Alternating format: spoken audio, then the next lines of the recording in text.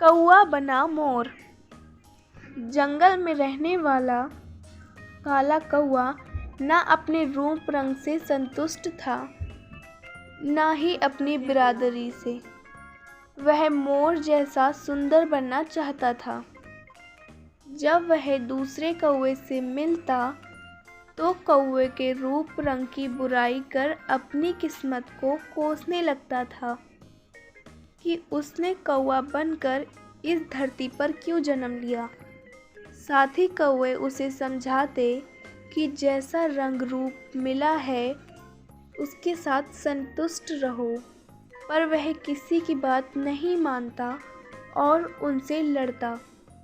एक दिन कौवे को एक स्थान पर बिखरे हुए ढेर सारे मोर पंख दिखाई पड़े।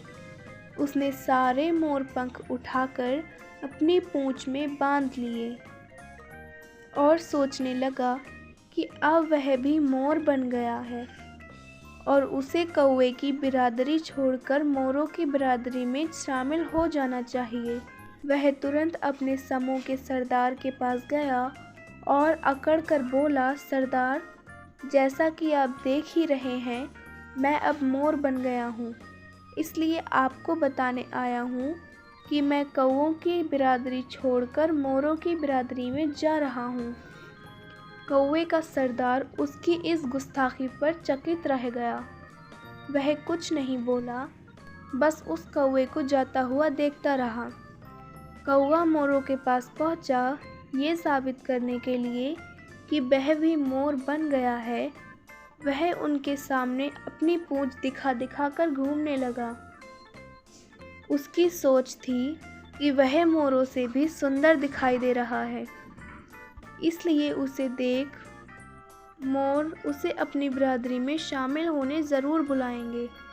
मोरों ने जब उसे मोर पंख अपनी पूंछ में बांधकर घूमते हुए देखा तो उस पर खूब हंसे।